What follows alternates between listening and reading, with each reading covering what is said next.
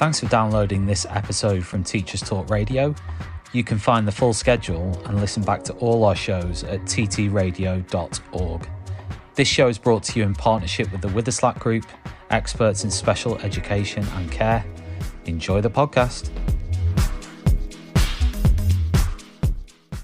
Hello, everybody. I hope you are all well. This is Karl Pupé, the author of The Action Era Teacher, Classroom Management Made Simple, and the author of the upcoming book, The Action Era Teacher 2, out on Friday, the 2nd of December. I hope you're all well. This is very exciting for me. I've never done this before in regards to co-hosting my own space. So thank you very much for joining us and listening to my musings as I talk all things education. Now, this is one of two shows that I have been commissioned to do. So this is not a regular thing for me. So this is one of, yes, hello, I'm seeing the guests popping up. Come in. It's like what we used to do. When I was a young man, I used to go raving or go to the discotheque, as some of you might know it as. And you walk into the nightclub and people are starting to come in and then they bring the vibe and they bring the energy. So thank you very much. So big up Leon, big up Miss Shah. Nice to see you. So more people are coming. It's traffic. That's the reason why they're late. It's traffic. But as I was saying, this is very new to me. And I am very, very appreciative of you guys coming in and spending your time with me as I come in, as I speak. It's very, very weird. It's weird because you just feel like, I don't know. Am I talking to myself? No, clearly I'm not. So I'm very much on vibes. So if you've got anything to say, or if you want to jump onto the chat, please let us know. Let us know. So, feel free to be interactive. So let me just talk a bit about myself for a bit. So you might be thinking, who is this gentleman with these dulcet, velvety tones talking to you? So as I said, my name's Karl Pupé. I've been in education for about 13 years. So I've been in and around, and I came through a very peculiar way in education. I never wanted to be a teacher. I know some of you teacher people might be thinking, oh my gosh, Karl, how can you say that? Teaching is a vocation. It wasn't a vocation for me. People say, teaching found them. I think teaching rushed me, jumped on me, and basically put me in A&E. That's exactly what happened. It was what happened? After the great credit recession or credit crunch, as we knew it back then, I thought I need a job with a bit more job security. So I found my way into mentorship, and I was working with a lot of young people who were working in I'm trying to think now, they were in a youth club. So it was very much, there were a lot of MCs spitting those hot 16s, spitting those hot bars. And I was there trying to encourage them to do some more things around education. And then one of my mentors at the time, he said to me, his name was Matt, bless him. And he said to me, Karl, you'll be a really great teacher. And I thought in my head, having a laugh, mate. I was a terrorist when I was a young boy. I was a terrorist. I terrorized my teachers. And I thought, no way will I ever do that. But I thought, I need the money.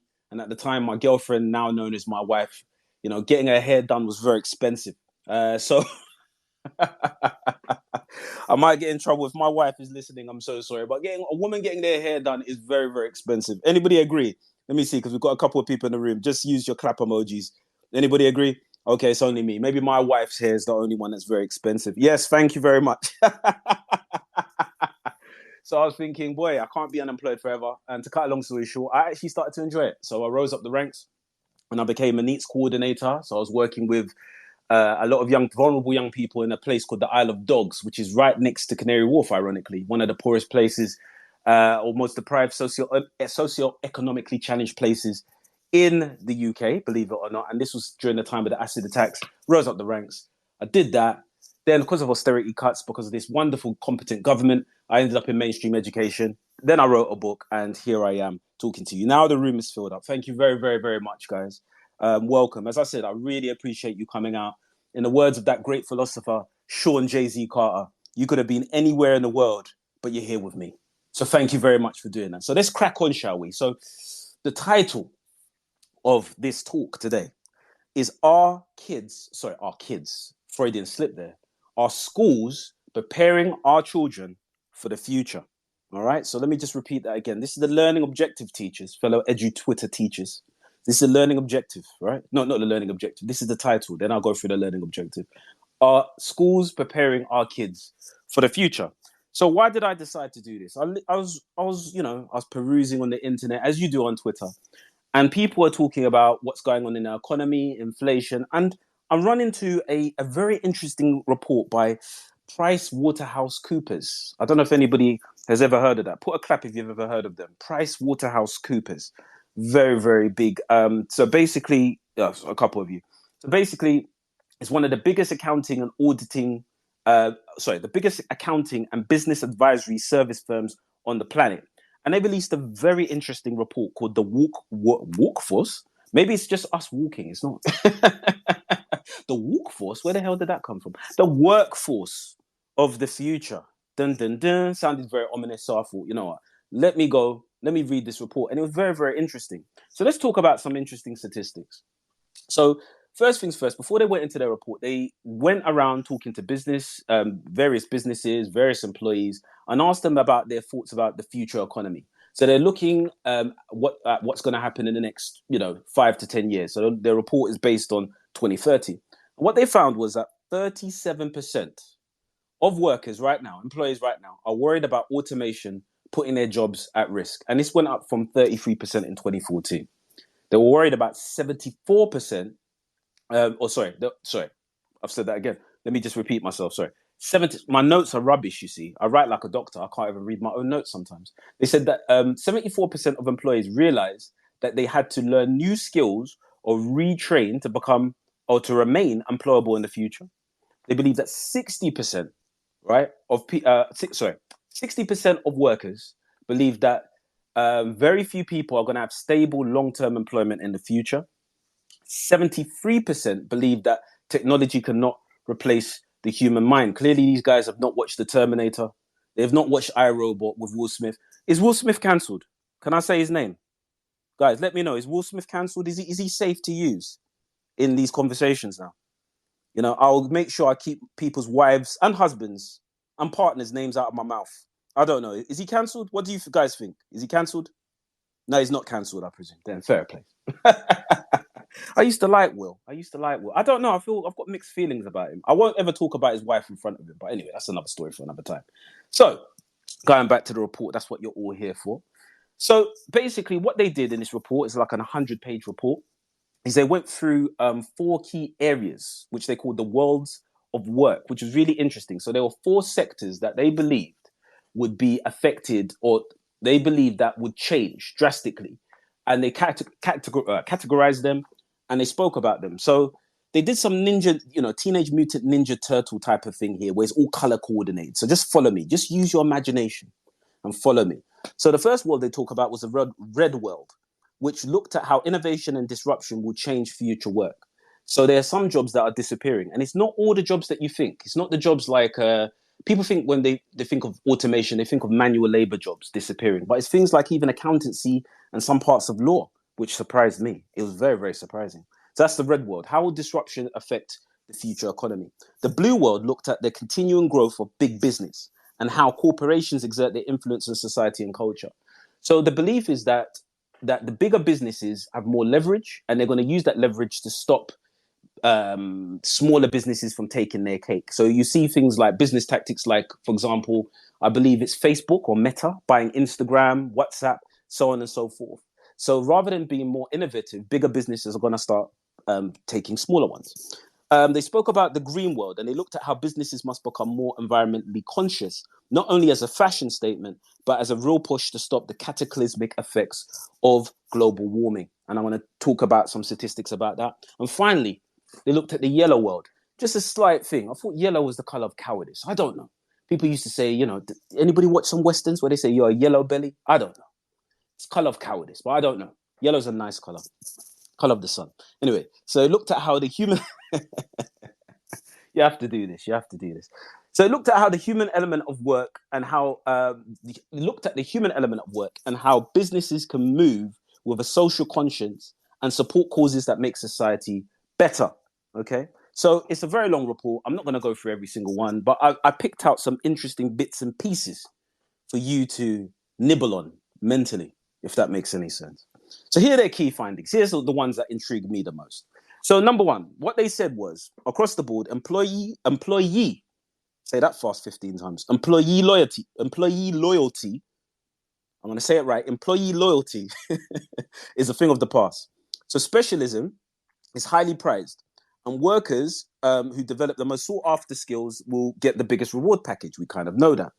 Employees are expected to work on shorter term projects and build a portfolio career rather than climbing the ladder. So the days of when your granddad, when your granddad or your grandma said, I worked for a company and I worked for them for 50 years and they looked after me, they're long gone. Tell your granddad or your grandma they're long gone. They're no longer here, my friends. So what they meant was that workers will no longer have fixed term contracts. They'll be working on projects, almost like they described it like films. So you get a director, you get actors. They'll work on a project for 6 months and they'll go off to another project. No one's assigned to a particular place, which was really interesting. They spoke about, so another finding I found was the speed to the market was everything. So basically what they're relying is on flatter structures. So whereas you had the corporate ladder, the whole belief is when it comes to disruption, you have to be the first to the market. You have to be as fast as you humanly can. All right. And this is where lean teams come into play. So it's not so much based on your authority, but based on your expertise and your skill. This was really interesting. They said that competition will be higher than ever, with bigger firms rewarding more money for critical business skills. So if a person can demonstrate proficiency, even without formal education, they'll be hired versus just following the traditional route of getting a degree. And I'll talk about that in a minute. Number 4, they said that society is going to become more unequal. So things such as healthcare benefits, dentistry, holidays, remuneration packages will go to the top people, whereas the people on the bottom that can't keep up with the changes in society will unfortunately almost be lower class citizens. And we're seeing that, especially in the UK, we're seeing a lot of that. Number 5, a couple more points. There's more pressure for businesses to show that they've got sustainable business practices. And this is becoming a key factor in retaining top talent. So no more can you say, I am green. You have to show your credentials. You have to be active, especially looking at what's happening with everything with the global warming crisis that we face. And last point, I think, or there's a couple more, but I'm just going to keep it for time. This was a really good one. Right. Key point. They said the reliance on traditional schooling is weakening. So outside of heavily regulated and licensed professions, i.e. medicine, employers are keen to get talent and may handwave certain requirements if they demonstrate key competencies. Also, employees are expected to be lifelong learners, and technology again is looking to disrupt education. So in 2020, Google announced a program called Google Career Certificates, which is a program which they taught targeted real-world job skills, which will be graded by working professionals. So rather than taking a traditional degree that takes 3 years, you're going to do an intense 6-month course, whether it's coding, whether it's, marketing, and then it will be graded by somebody who's actually working to get you the jobs. And this is what they're rolling out. So they want to put this in place of degrees. So I've mentioned my points. I've now embedded you into what we're going to be talking about today. So my question, fellow people of the whiteboard, if that's such a thing, is our current education system doing enough to prepare the young people for the future? I do have a number of questions, all right, that I wanted to ask, that I wanted to get you to think about. But have we got any speakers? I noticed, sorry, I'm just getting used to this technology. Quick overview of speakers. Is there anybody that wishes to speak before I carry on? Okay, sorry, give me 2 seconds, guys. Okay, I thought somebody wanted to speak, but somebody might have to help me with the technology, okay? Because I'm not too sure how to get people on if they want to come on. I'm seeing the comments. Sounds very interesting. Thank you very much, guys. Thank you very much. Okay, so I'm going to just carry on, but just feel free to stop me, to buzz in, all right, as they say, to buzz in when you are ready. So one of the key things, this is a key question I wanted to ask, and I wanted to ask you guys. Oh, there's a request. Sorry, this is new to me, guys. Forgive me. This is live television, folks. Live television. Hi, Karl. Hello, person. Hi, it's Woody. I want to answer your question very quickly before the door knocks. I think the answer is no, Sure. and I'm going to speak as a parent, Okay. not as a teacher. Go for it. As a parent, I feel that my child just wants spoon feeding all the time. He's not capable of going out there and finding out for himself and learning for himself, using the resources that we know are huge out there. Sure. He wants either mum to do it or hire a tutor or something like that, where he doesn't have to do any of the legwork himself. Really? Now, Okay. do I believe the education system is to blame for that? A little bit, and some of it is possibly, as parents, sometimes I know I am slightly soft. Okay. So, if you don't mind me asking, how old is your young man? So my son's 17. Oh, 17. He's doing his A-levels at the minute, yeah. Wow. And do you believe, so obviously you're an educator and you're a parent. So I'm going to play devil's advocate here. What could education do to make him more independent? What could be done? What could have been done? What would you have liked to have seen if you could go into his school and to kind of change this? What would you have liked to have seen? I think education at the minute, and a lot of people would agree, is moving away from students being independent and being able to think for themselves. It's I'm not against direct instruction at all, so I don't want anybody. However, I think direct instruction does mean that we're moving away from them being able to think, and creativity. Student creativity is gone. I'm going to have to put you on. I'm going to have to mute because my door is someone on the door. No problem. Like I said, Thank you. I will come back. No problem. See, that's the problem with Amazon. They have no consideration of live TV shows. They have no consideration of radio shows. That is the problem. That is the difficulty of running it. But thank you so much. I really appreciate your contribution. And that segues nicely into what I was going to ask. So the question I want to ask, especially for some of you older lot, I know you, I see you. You're using the anti-wrinkle cream like me. I'm a millennial, okay? I'm a millennial. That's all I'm going to say about my age. I want to say proudly that I was around before the internet. With pride, okay? I say it with chest, as the young people would say in school. I tell them that it's so funny. When I go and teach and it's like, I lived before the internet. It's like, sir, how did you do that, though? Like, if you wanted to know information, what would you do? I said, there was something called a library, young man. And that's what we did. What we did was we'll go literally every Saturday. My mum, bless her heart, she would take me to the library. We went on the bus, we went on the 86 bus, take me to the library, go upstairs in the library, photocopy what I needed, then come home. It will take a process of hours. And I look at this kid and I'm like, imagine doing that to get the information that you needed. Anybody out there who remembers the encyclopedia salesman? Anybody, or salespeople, should I say? Anybody remember that? I'm showing my age. No one? When they used to come to your door and sell you like the Britannia encyclopedia? Am I the only person? No, I don't know. Maybe I come from a certain household. My mum used to get very excited. African lady, bless her heart. She was very, very excited. Oh, yes, this man can come in. I was like, no, mum, I don't want an encyclopedia. And there's like 8 thick encyclopedias. They were so heavy. It used to come with like a trunk of encyclopedias. And it was like 150 quid for all these books. Yes. Thank you, Leon.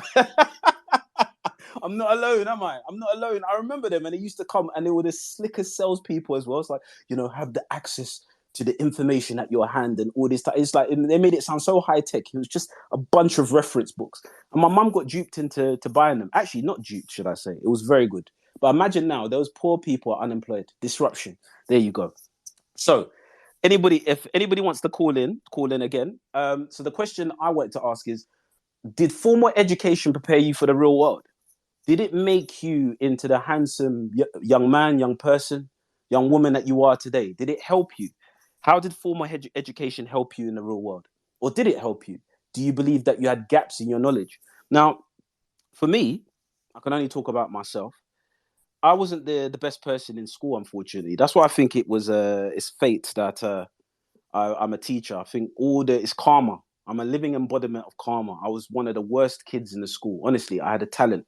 It was like I was like Mozart of disruption in my school. Hence why I think I wrote a book about it. So formal education for me, if I'm going to be really serious, I found it hard when I was younger. This was pre-internet, to kind of connect what I was learning to how the real world operated. Now, don't get me wrong.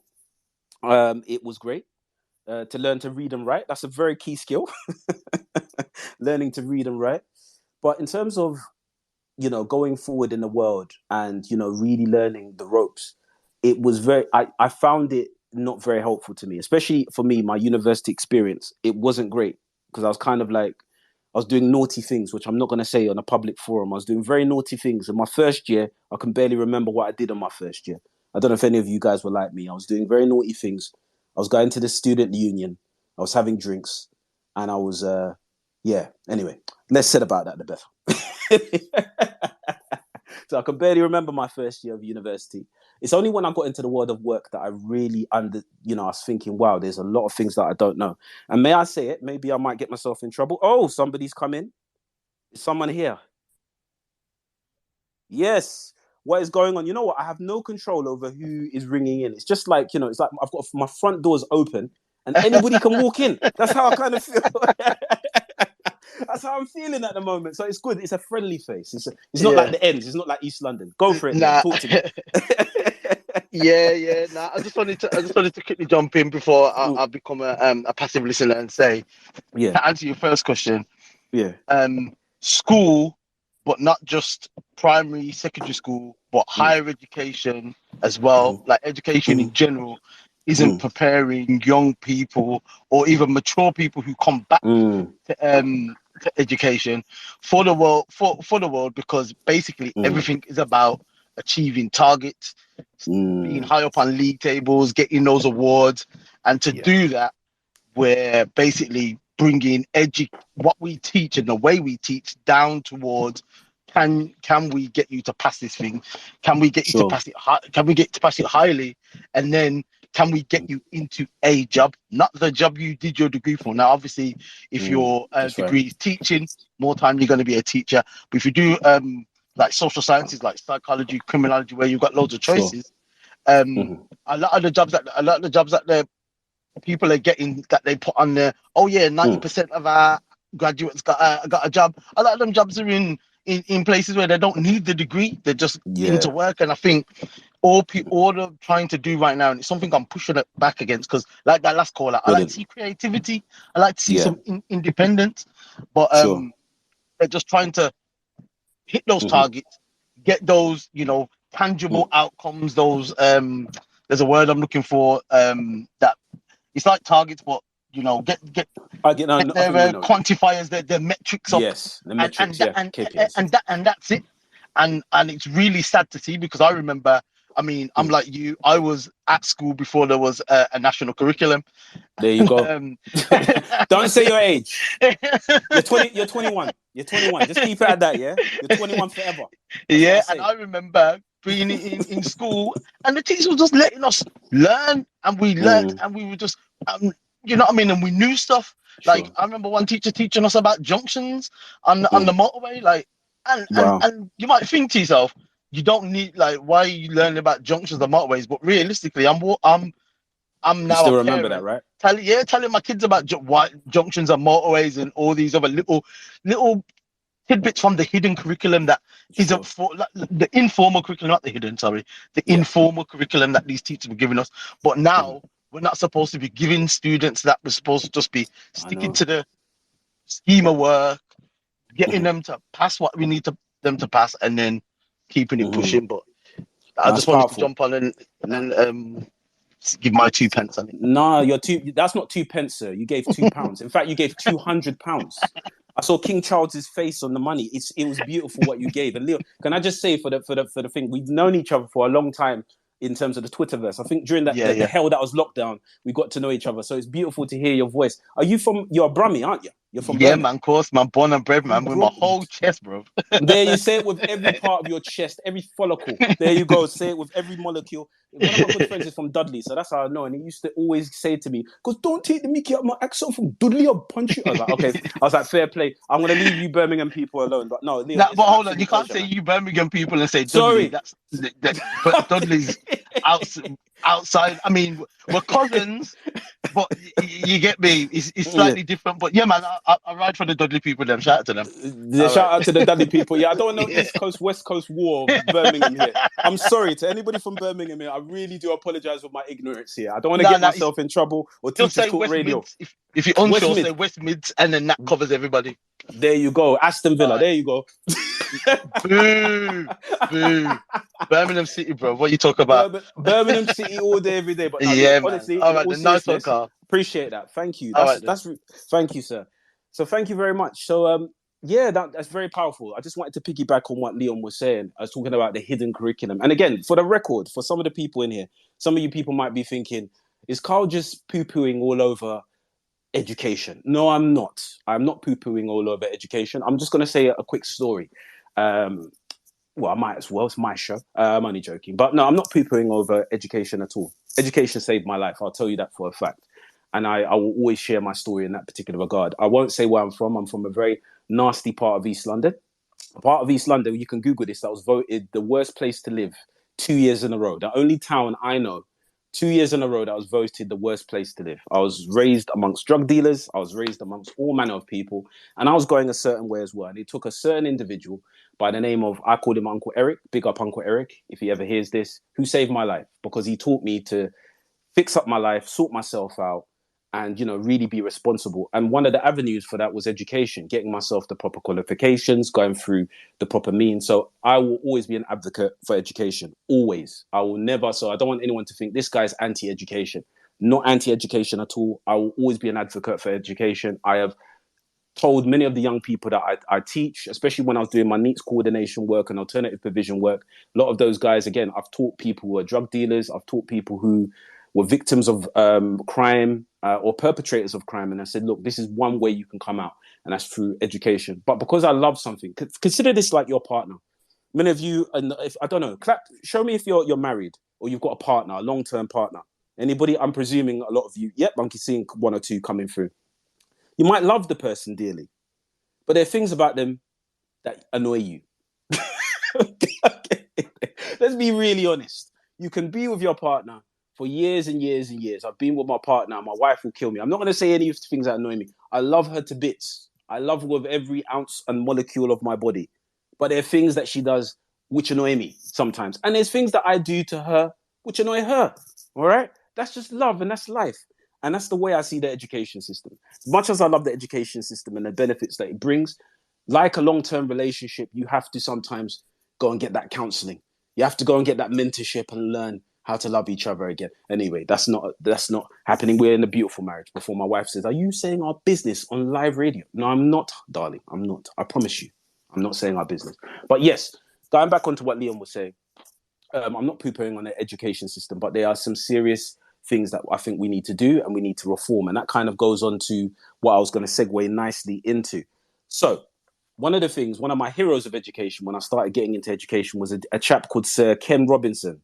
Anybody familiar? Sir Ken Robinson? Does that name ring a bell to anybody in the crowd? Okay. Well, I'm going to explain who he is. He was an educationalist. He's late now. He passed away. Fantastic. There's a bit of a delay, I think. I've realized on this space is a bit of delay. Fantastic. So he's an educationalist. He was under, I think, either Gordon Brown's government or Tony Blair's government. He was an advisor in terms of how we do schooling and education. And his TED Talk was one of the most watched TED Talks of all time. I don't know the exact figure now, but I know it's in the millions. And it was, do schools kill creativity? And I've got a quote here, which I really love. And he said, some of the most brilliant creative people I know did not do well in school. Many of them didn't really discover what they could do, who they really were, until they left school and recovered from their education. Okay? So just to piggyback onto what Leon's point was, I feel sometimes that we are so... Look, one of my favorite sayings is that we're teaching 21st century kids in 18th century classrooms, right? I'll say that again. 21st century kids in 18th century classrooms. So if I went back to Victorian England, I had a TARDIS and I went in a time machine and I went and I found a chap called Montgomery who taught in one of the first state-sanctioned schools. And I said, Montgomery, come with me. Imagine he looks a bit like Jacob Rees-Mogg. So I can imagine, I can just see him looking like Jacob Rees-Mogg here. And I said, follow me into the future, Montgomery. Okay, and I'm going to take you to the classroom of the future. If you took the whiteboard away and you took away maybe some of the equipment, like the sound equipment, would it really be that different from what he was used to teaching? In fact, I probably could give him some of the textbooks and give him some of the materials and he could probably teach a class. That is how our education system has rarely changed since its inception. And this is a problem. And I think it's ripe for disruption. And we need to look at things. And especially, and again, I'm going to talk really personally here, especially if you're coming from a global majority background, this is really key, right? Because there's certain things that you will not learn in school, which can hinder your progress in your career. There's certain codes, there's certain things, ways of speaking and manners of speaking. As I said, I come from a particular town, working class town. And there's a lot of things I didn't understand when you're talking about, especially if you're talking about, again, I've got to be really careful what I explain here, but especially if you want to go into the upper echelons of society, or you're dealing with certain types of individuals, you need to learn there's certain codes and ways of communicating. And that is not being taught. That's a hidden curriculum, which is important. And this is what I explain to my young people. You may be able to talk to your friends in a certain way, but when you get into the world of work, it's going to have to be a different story completely. So these are the things that we need to kind of consider. And these are the things that we need to kind of talk about. So I really feel that we're up for, it's ripe for change. And we need to do that because of the speed of the way things are going. The second question, and again, if anybody wants to come in on this, feel free. The second question that I would want, or which I believe we need to answer as educationists, is that there are many young people that are cheated by the narrative that getting a university degree guarantees a solid financial future. What went wrong with education?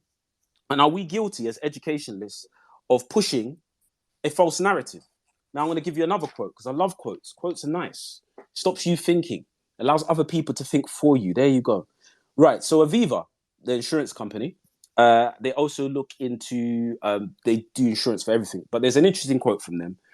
And they were basically saying that for most millennials, people of my particular generation, 49% of them cannot save for the future. So this is whether for deposits for houses, you name it, right? 49% of them, 49% have less than £400 savings. So if something went wrong, i.e. their car or the washing machine, 51% couldn't cover that. All right. Now, if we're looking at, especially what's going on with university fees, I was very lucky. I was very, very lucky because I was, again, don't try and work out my age, people. I know some of you are nosy. Okay. Don't try and do it. You won't work it out. Anyway, I was the first generation of university students that had to pay a fee. And I remember it was only £1,000. Anybody in that particular, who only paid £1,000 to go uni? Anybody in the room? No? You lot got bumped. You got cheated. I was the only one that I only paid £1,000 a year. £1,000. Yes, I thought so. Well done. You got a good deal. So I paid £1,000 a year. And I'll never forget when I went to university, there was a big uproar. The student union, everyone was going crazy. Like, we're paying £1,000 for fees. Oh my gosh, this government. Now I look at my nephew who went to university and he paid £9,500. I'm like, £1,000 is a great deal, isn't it? Like, I got a good deal. I got a very good deal. Although my student loan statement doesn't say that, I got a very, very good deal. Now, are we guilty of pushing a false narrative? Is it the case where, the thing that I was told when I was young is you go to uni, you'll get a very high paying job, you'll be able to buy a house, you'll be able to go to Monte Carlo and, meet Lewis Hamilton. Clearly, it didn't work that way for me. But do you feel that we are pushing a false narrative onto kids? Is uni the only way to go? Going to university. If you don't go to uni, I remember specifically, maybe it's my parents. I come from African parents. My mum was like, if you don't go to university, you're just going to... It's very dramatic with African parents. Everything is just so... It's black or white. My mum was like, if you don't go to university, you're going to be a failure in life. There was no middle ground. There's no excuse. I was like, Mum, there's other careers I can go into. My mum was like, no, you'll just fail in life. You'll be useless.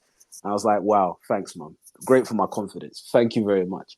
But should we still be pushing that? Is uni still the thing for everyone? I remember there was almost a pressure to go to university. But when I talked to my nephew's generation, they're almost like, university is not for everybody. I had a good mate of mine, I remember, who at the time, me and a group of friends were going to university. And he was like, I'm not going to go to university. I'm going to go and be an electrician. And again, not foolish, but at the time it's like, no, you've got to go uni, you've got to study, you've got to do this. He goes, no, I'm going to go to be an apprentice electrician. I'm going to go and I'm going to be a sparky. That's what they call them. I'm going to be a sparky. I'm going to go and get my qualifications. And then I'm just going to go into the world of work. That guy, can I tell you, not to blow up his spot, that guy, he runs rings around all of us in terms of his finances. He's driving the latest cars. He's always going to Dominica. It's his favorite place. He's always sending snaps. I'm so jealous on Instagram. He hasn't got any student loans. And now I look back on it, it's like, we're trying to push him into university, but he found his path. He found his way, and we've got to think about that. And even as an educator now, and again, I might be guilty for this. I am very careful what I say to my young people about what they should do for their careers. I'm very, very, very careful. I don't know if any of you guys here agree with me or disagree. It's fine. Come and debate me. I've got no issue with that. But I don't believe just pushing this monomyth of university is the only way you can go forward is right, because university is not right for everybody. Like my mate, he was in school when I sat next to him. He was not academic. That was just not his thing. He was always getting kicked out, but he found his way. He found something that was good for him. And I think sometimes as teachers, we can fall into that myth. We can fall into that myth that, you know, if you can read a book. I've got a mate of mine that went Cambridge and he's thick as 2 planks of wood. Forgive me. I'm not going to say a name, but I just look and I think, wow, you went uni. You went Cambridge, you know? So there. Oh, can I hear somebody? Has somebody come through my door? Hello, it's me again. You just keep on wanting to go. You just want to come in and just, you know, you're the type that's just looking and, you know, you're casing the joint, aren't you? No, I'm only joking. Thank you. Come in. No, I just wanted to come in real quick on the uni thing, because for me, obviously we're from the same era, but I never went to uni till I was 34. Okay, wow. And the reason why I spent a lot of time working in logistics, supply chain management, and I worked my way up and got to a good place. But then I found myself constantly going for jobs, not getting them, and then ending up training somebody to be my manager. Oh. And the difference between me and them is they had a degree, I didn't. Okay. And so you can get reasonably far without one, but then there comes a point where there's a ceiling for you. Sure. And to unlock that ceiling, the degree comes in handy. So for me, the advice I always give young people, and I'm giving my own children, like my oldest is 15 now. I'm telling them, look, get your qualifications. If you want to go uni now. And then if you don't want to do the thing, you've got the certification. So then when it comes time for you to work, you're good because you've already got it. Absolutely. And I mean, back in the day, you used to be able to get good jobs at A levels. Now, degree is the minimum. Absolutely. So I feel like if you've got the capability to go to uni, you definitely should go, even if it's just to get the quals to support you. Because I hate for people to be in my position where you're good at what you do, you've got years and years experience, but then you can't go that extra step because you don't have that paperwork. I understand. And then you're training people to be your manager when realistically you should just be the manager. But yeah, I just wanted to jump in and say that. Please hold that thought. No, that's wicked, because I've had that experience. That's one of the most frustrating things in a workplace, where you're training a young person to be, and you know it as well. It's like when your boss says, you know what, show them all your tricks. You know that stuff you do on the phone. When before I became a teacher, it happened to me. I'll tell that story after, but I want to ask you a key question. But yeah, it's and you know, now that's why sometimes I'm a bit stingy with what I know. It's like, can you show them? Nah, I don't think I could teach that. It just comes natural. It comes natural. But a question I've got for you, Leon, which is, and thank you very much for that comment, for that what you've just said, because I agree with you. What do you think in terms? What about the student loan situation?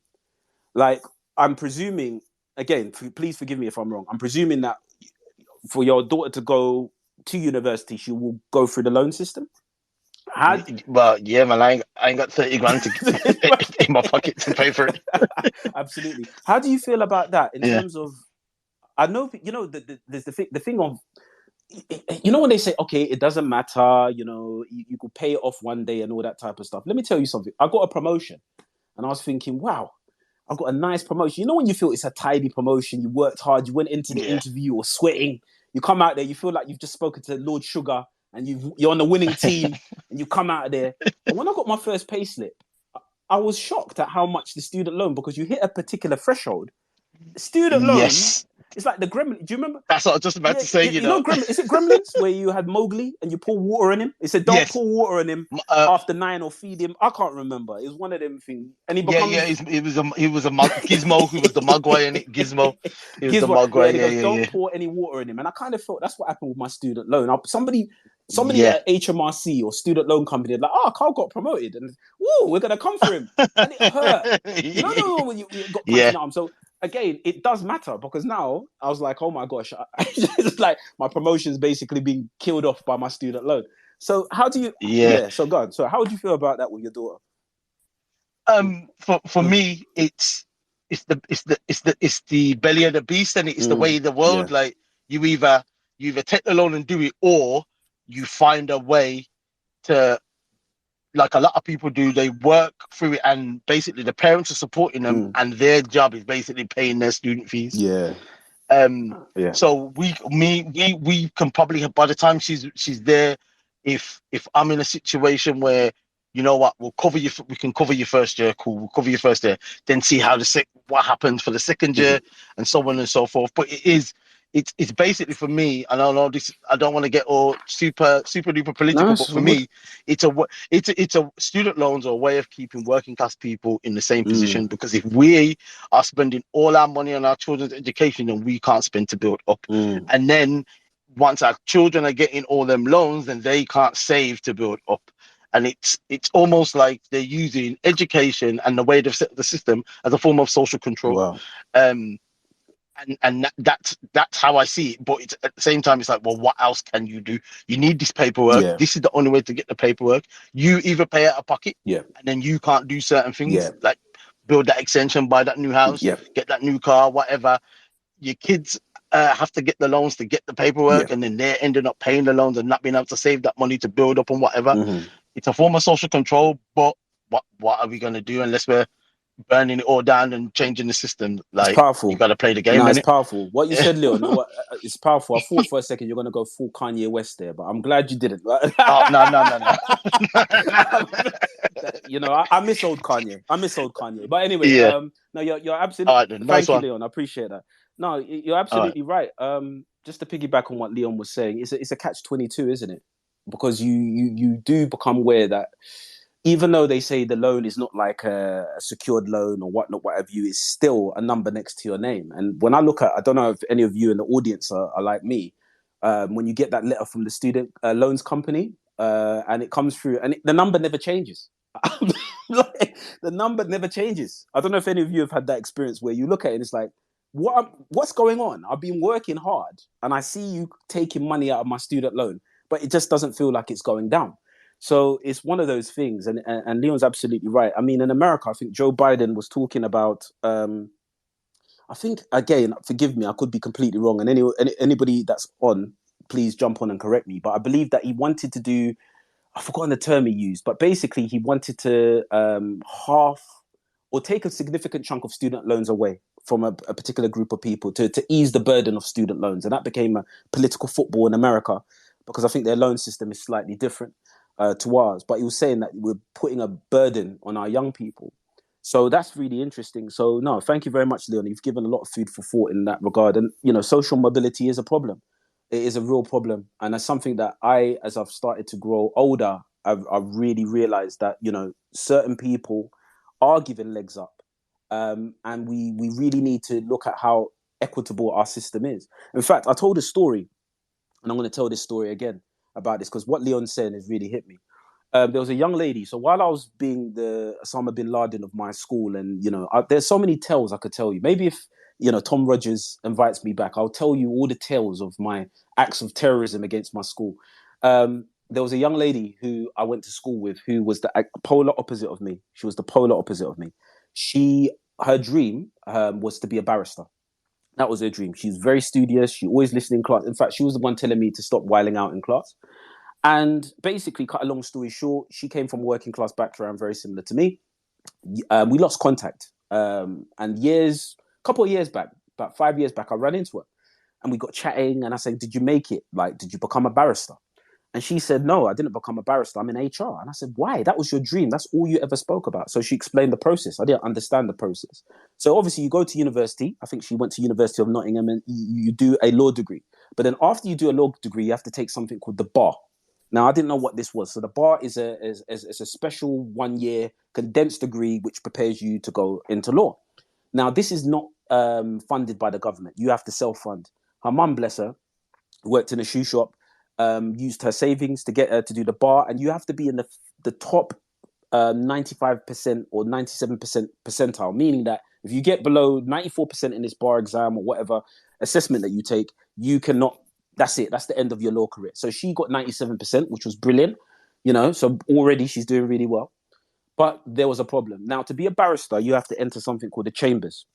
Now, again, I didn't know what this was, so I asked her, what is a chambers? And she said, basically, this is where you take an apprenticeship in law. So you go in as an apprentice, and then you become a researcher, and you basically work your way up. It's usually about a 7-year process. But the only thing is, she did not have the contacts. She did not have the contacts to get into these chambers. Now, what you tend to find is that the people that get into chambers, they come from families of lawyers. That's why you see families of lawyers or families of doctors. So they've got the connections. And what you tend to find in particular circles, especially if you go to one of the elite universities like Oxford or Cambridge, your dad's a judge, and you say, my little boy, Monty, he wants to go to this chambers. Will you let him in? Or will you let my daughter into your firm? So on and so forth. This young lady who worked her whole life to try and get into these chambers couldn't get in. For a year, she was going there. She said, look, I'll make teas for you. I'll do whatever. I'll do unpaid internship. She couldn't do it. So basically, after 2 years, she had to give up on her dream, because what they started to say was, what have you been doing for 2 years? She couldn't get anything. And then she made her way into HR, and she's doing very well in HR. But I did think to myself, she was very talented. She was very astute. And because of her, again, she didn't have the contacts in these particular arenas. She couldn't get in. So look at the talent that we've lost there. So this is another thing that we have to kind of think about when we talk about education. And it kind of annoys me, again, talking from lived experience, where they say, if you work really hard, you will get the job you deserve. And I'm like, sometimes you don't, unfortunately, depending on your particular background. And that's unfair. And that's something, and again, it might make some people in the room uncomfortable, or future listeners, but this is fact.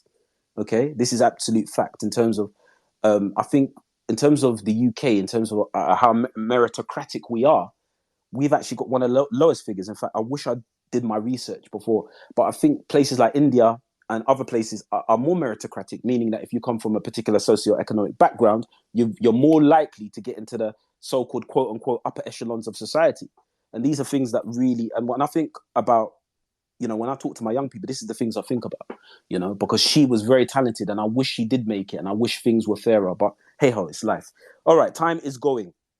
1 or 2 more points to discuss. So, looking at my doctor's handwriting in terms of notes. In this same report, and wow, the room is really full up. Can I just say thank you very much and a lot of people have stayed. I just want to say a massive thank you for every single person that stayed in this room. This was nerve-wracking for me to do. I've never done this before. Talk to myself. Well, I've talked to myself several times in my life, but to do it in a public forum is never easy. It's never easy. So thank you very much, everybody that stayed in to listen. I'm really honored that you've listened to my musings for so long. Now, last point I think I'll discuss for time. In fact, I don't know if Tom is in the room, if he could tell me how much time I've got. I think we said 8:30, but anyway, I'm going to go to 8:30. And if I've got any more time, then I will go for time. Okay. So another point. So what they said in this report, so going back to PwC, PricewaterhouseCoopers, they said that what employers will look for, so the employers of the future in 2030, they are going to be looking for certain key skills. So the key skills that they're looking for are adaptability, problem solving, collaboration skills, emotional intelligence, creativity and innovation, leadership skills, digital skills, risk management skills, STEM, and entrepreneurial skills. Okay, that's a lot. So what they want now, and what they're saying employers will be looking for, is not necessarily your degree or your educational background, but they'll be devising certain tests to see how equipped you are with these skills, and they'll hand wave certain degrees. So I don't know if any of you guys are familiar with Suits. Anybody familiar with Suits in the room? When we talk about Meghan Markle, that's how I knew who Meghan Markle was, through Suits. Okay, so Suits, there's a lot of Suits fans in here. For those who are the uninitiated, and again, I'm not an expert on Suits, all right? So don't shoot me. I don't want anyone coming on the call like Will Smith. I'm not Chris Rock, okay? Don't come and try and slap me or anything, right? Like that, right? Okay. But from the uninitiated, from what I understand of Suits, is basically it's about a particular individual who's like a genius. He's a genius, but he flunked out of law, like Harvard Law. He didn't get his actual degree. And then he goes to this prestigious law firm, and basically his boss is like this super high-flying lawyer, but he recognizes his talent, but he has to hide the fact that he doesn't have a degree. And obviously, if he tries cases without a degree and they find out, then it will ruin the firm, basically. So that's where the center of drama is. But this guy is super clever. He's got like a photographic memory. So I always think about that. So this is my last point. I think I've only got 10 minutes to go. So this is my last point. What I want to ask people is, do you think that entrepreneurial skills the ability to run businesses, start creative enterprises will be as important as getting getting a traditional education. So with our increasing job insecurity, economic disruption, should our students be learning how to be entrepreneurs as well as learning whatever their core competencies are: geography, history, dentistry, medicine? What do you guys think about that? Right now, really quickly before anybody jumps on, I'm from East London. I think that's just built into our culture. Any East Londoners in the room? Nobody? I think it's just built into our culture. Like when I think of East London, although it's south, we're talking about only fools and horses. It's kind of like that was that was my memories of East London. Just market stalls. Somebody always had something to sell. Somebody always had something that, you know, you always had a friend that said, "Do you want to buy some trainers? Do you want to buy a phone? Do you want to buy this?" And, you know, bless my mum. My mum was she used to run her own market stall as well. So I had a front row kind of seat into entrepreneurship. And I think for me, it served me very, very well in regards to um, finding jobs, finding work, and obviously launching my own venture. As I said, I'm the author of the Action Era Teacher. And when I launched my first book, it was completely self-published. I didn't have a clue of what to do, but I managed to find a way because some people say I've got the gift of the gab. There you go. So, but as I've looked across and I've looked at what's going on in the economy, as they're saying that, you know, the 40-40 plan is dead. They say 40 hours a week for 40 years and you get a nice gold watch and you get a nice retirement is no longer plausible. They expect that people of my generation to have millennials to have 12 career changes in a lifetime now. 12. You know, and it sounds implausible, but I can even count for myself. I'm trying to think of the jobs I've done. I've done many jobs. I was a charity mugger, believe it or not. I was that guy, you know, when you're busy, you're on your way to work and you just want to go to work. And I'm that guy that's from particular charities I won't name. And I'm trying to stop you in the street and make you sign up. You know, those guys, like, can you please sign up? Just £1. You know, when you want to go to Morrison's or you want to go Tesco, you just want to get your shopping. I was that guy that would stop you and try and make you sign up. You know, I was that guy. So, you know, I've done a lot of jobs, but, you know, teaching, to put it in context, teaching is probably my 6th or 7th career change or particular job outside of remit. Now I'm an author, you could say that's 8. Okay. So do you think entrepreneurial skills are important in this particular economy? Should we be encouraging kids to learn how to market and how to sell and how to, I'm trying to think of other business things, how to run finances, how to talk to people, how to lead people? Are these as critical as learning geography, history, maths, English? I don't know what you guys think. I think, yep, I'm getting a lot of thumbs up. Absolutely. 100%. Absolutely. My opinion, unless anybody wants to challenge me, and I'm welcome to be challenged because I am not somebody who's a professor. But I think it's absolutely critical. Looking at the way that the world is going, looking at what I mentioned before, I think growing up, I remember like looking at my parents, you know, they were very loyal to their jobs. Their jobs looked after them and it was fine. They managed to get away with it. But when I think about, for example, my generation's expected to retire at 70 years of age now, if that. The life expectancy of a male in this country is 72. So can you imagine I'm working for 70 years of my life and then I get 2 years off holiday before I hop off this mortal coil? Okay. Current statistics also suggest as well, I read the other day in The Independent, they were saying that I think 50 to 60% of retirees do not have enough. Their pension will not cover their retirement anymore because, of course, we're living longer lives and a lot of people are forced back into work. Are these and when I think about these, and this is this current now in 2022, what's it going to look like for up and coming generations? I think it's absolutely critical, especially with the internet. I think the internet is the great leveler in regards to career jobs, in regards to jobs. I've had my young people say to me, I want to be a YouTuber. And before I used to laugh. I used to laugh and say, what on earth are you going to do playing FIFA or whatnot? But when you look at somebody like, what's that fella's face? His name. It's going to annoy me now. It's jumped out of my mind. He's done a lot of boxing as well. Put it in the messages. He's a British Nigerian guy. He fought Logan Paul. It's going to drive me absolutely crazy. But basically, there's this particular gentleman He's worth £80 million, and he started off as a YouTuber. You've got the likes of these Instagram influencers, social media influencers. So is it fair to say to our kids, "Oh, somebody's at the door. Who's at the door?" That's the one. KSI. Thank you. I thought it was a competition, brother. I was coming in. I thought it was.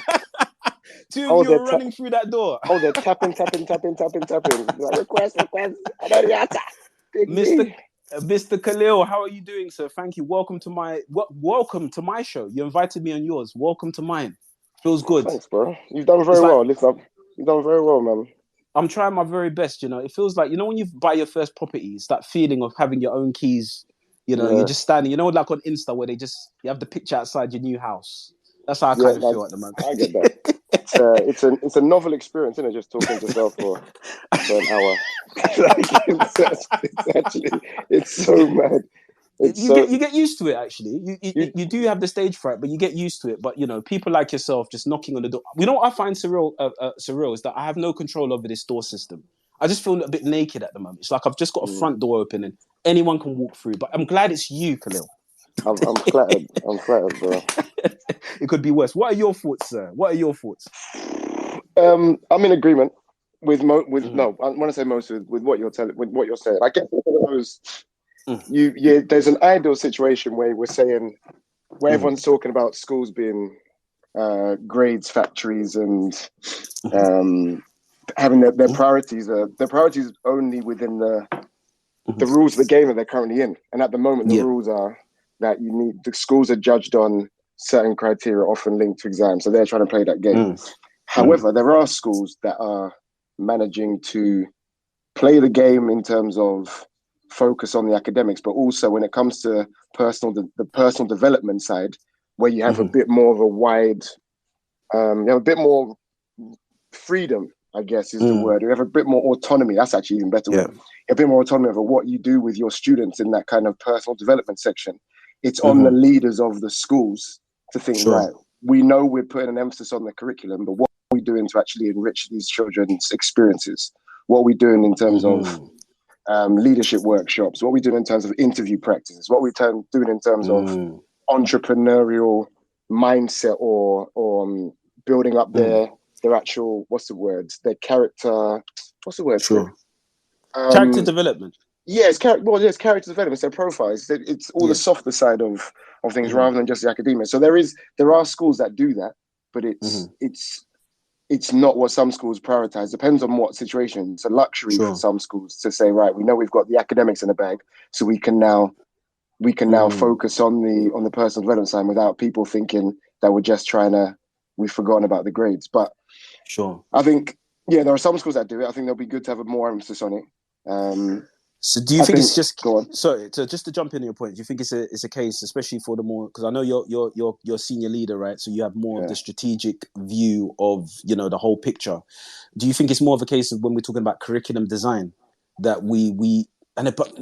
in terms of curriculum, it's so jammed to the raft. It's so jammed. It's a case of like and I remember because I did alternative provision and I was speaking to my head teacher saying we need to do A, B, and C. And they're like, Karl, where's the time? We're literally allocated full time. So do you think it's a case?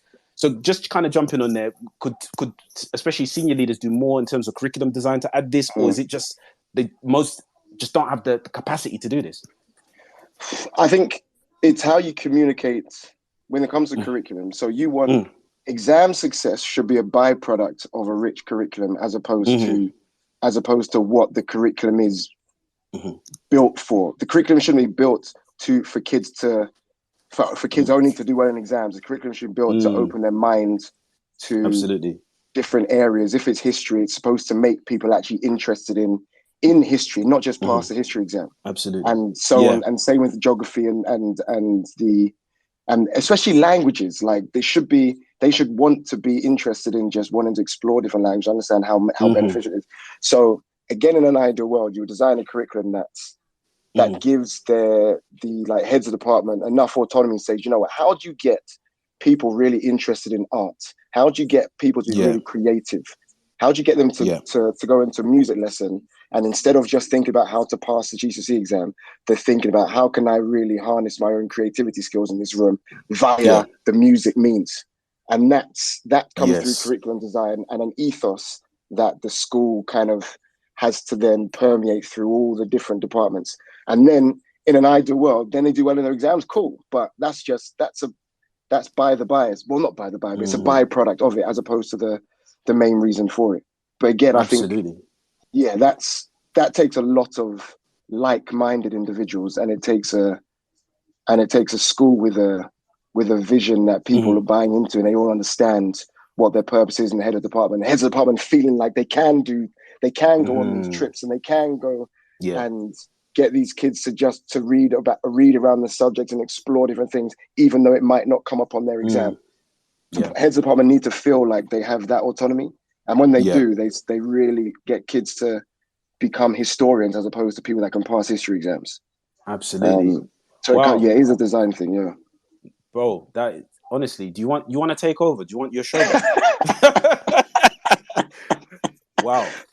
Don't tempt me, bro. I'm taking a step back for now. You're taking a step back now. You just, honestly, I can tell you're a pro at this. That was such a lucid, brilliant answer to that question. I think everything, I can't really even add anything onto that. It's just like watching Arsenal, versus Chelsea. There's nothing more I can add onto that performance. If there's any Tottenham supporters here, you can leave now. No, I'm only joking. It's a long time as Arsenal supporters that we can gloat. It's been a couple of years of misery. So I think I take these opportunities because I just maybe it's the Arsenal thing in me. I just feel like this could all go wrong. It's just, everyone's like, we're going to win the league. I'm like, this is Arsenal. I don't know if Arteta's kind of do it. But anyway, I'm talking football now. But no, everything you're saying is absolutely right. And I think, and again, I know I'm going to probably keep on beating this drum, especially if you're looking at, when we talk, there's a lot of talk about social mobility as well, global majority children that are marginalized. I think this is even more imperative to them because some of the kids do not even know that these things exist. And it always amazes me because when I was doing alternative provision, one of the things that I used to do was enrichment programs. And it always amazed me. Now, thank you, Khalil, by the way. He's done a ninja. He's just disappeared. Thank you. No, I'm here. You're here. I don't know. But no, thank you. No, but one of the things that I was very strong on was everything you said about character development, enrichment. I mean, if you've got a group of kids, one of the things I always ask them, especially when I was teaching in East London, is like, I've got to defend this block and I've got to be here and all this. And I'm like, but do you own this block? Do you know there's more things outside of this? Taking them out to the countryside, taking them out to places where they've never seen and things they've never experienced. And for me, what was key was when I went to one of the great experiences for me with going to university was not even so much the course that I took. It was the people that I met. It was the first time I met someone from Israel. It's the first time I met someone from Palestine, and they were communicating in the same class. And that's where I've discovered, all the particular challenges with that. And, people talking civilly. It was the first time that I met so many different people from different walks of life. I had friends that went to different universities. One went to one in Ireland, one went to one in Scotland. I went to visit them. And it was the first time, again, I say it not so much with shame, but I wasn't really a traveler because I didn't consider things like travel and seeing how other people live.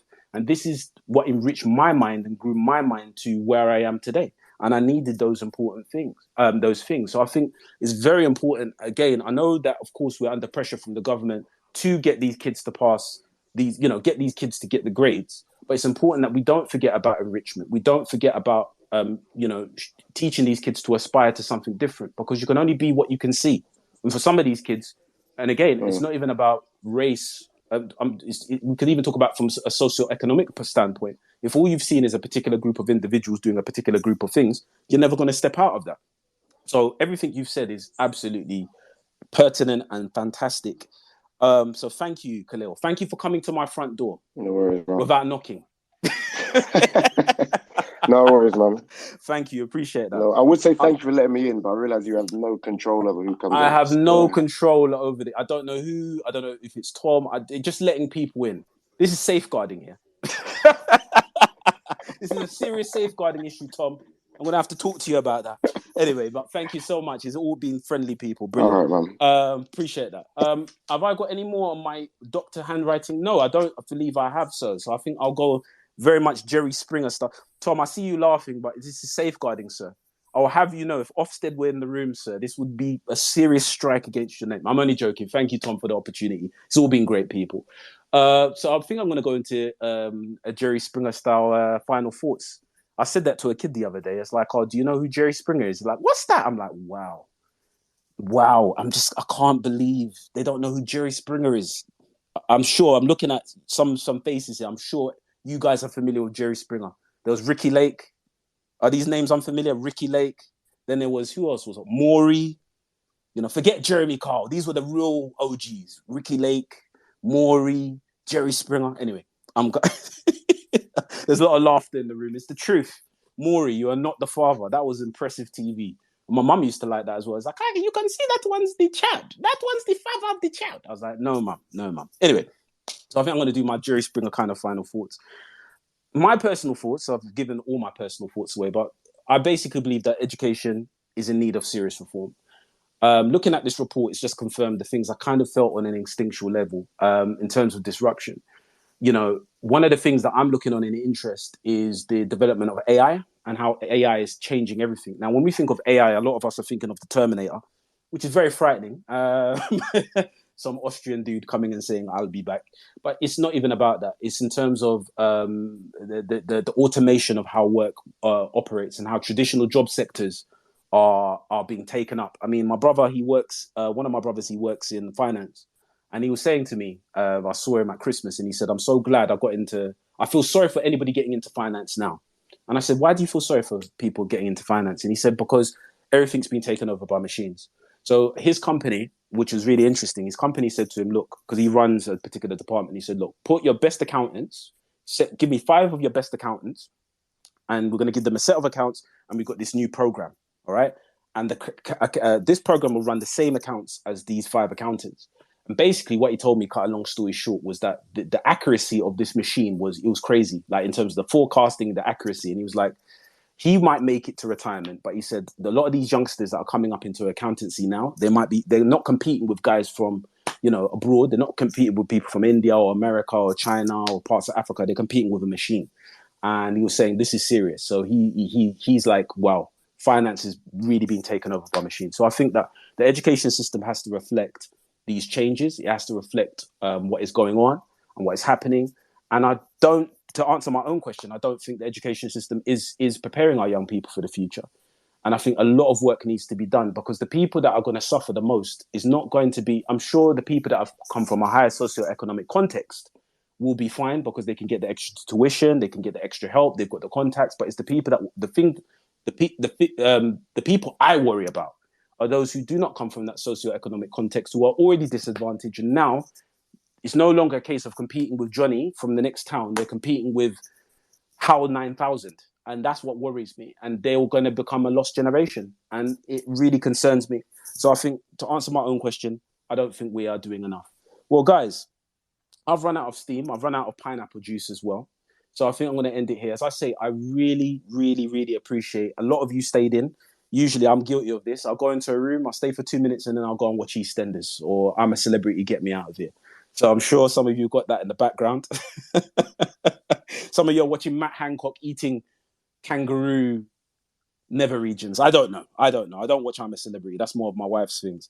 But I really, really appreciate you guys. This was nerve-wracking for me, terrifying for me, talking to myself in public. But no, thank you for everybody that's come on the calls. Thank you for everybody that's participated. As I said, this is part 1 of 2. I've got one more to do on the 28th of November, Monday, same time, 7:30 to 8:30.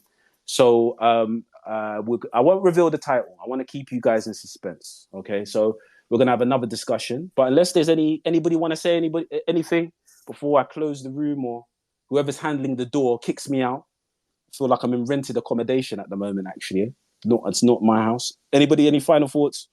No? Okay. Well, guys, thank you very, very much. Does that even make grammatical sense? Very, very much. Yes, it does. I'm a writer. I know what I'm talking about. Thank you. Thanks a lot for listening. Appreciate your time. Have a lovely evening. God bless. And see you on the 28th of November. Peace out.